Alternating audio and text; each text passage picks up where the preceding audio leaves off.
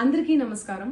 నిన్న ఏదైతే నా బర్త్డే పార్టీ జరిగిందో ఒక చిన్న ఇంట్లో పార్టీ లాగా ఒక ఫ్యామిలీ ఫంక్షన్ లాగా జరుపుకోవాలన్న ఒక ఉద్దేశంతో ఆ రిసార్ట్లో మా అమ్మా నాన్నల కోరిక మేరకు మా అమ్మా నాన్నలతో కలిసి మా ఫ్యామిలీ మెంబర్స్తో కలిసి నేను జరుపుకోవడం జరిగింది.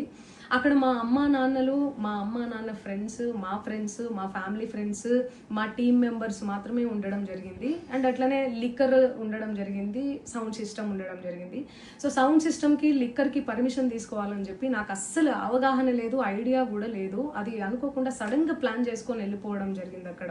సో అందుకు నాకు అవగాహన లేదు, లేకుంటే నేను డెఫినెట్లీ తీసుకునేదాన్ని. నాకు అసలు గైడెన్సీయే లేదు.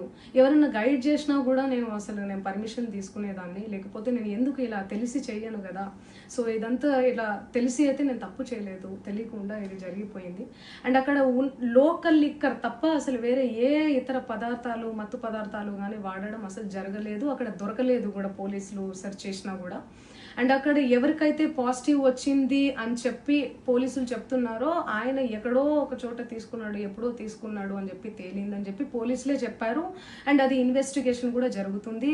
మేము కూడా పోలీసులకు కోఆపరేట్ చేస్తున్నాము. అండ్ నేను ఎందుకు ఇలా చేస్తాను, అసలు నాకు తెలిసి ఎందుకు చేస్తాను, మా అమ్మా నాన్నలతో దట్టు మా అమ్మా నాన్నలు పెట్టుకొని ఇలాంటివి నేను ఎంకరేజ్ చేస్తానా, ఇలాంటివి చెప్పండి.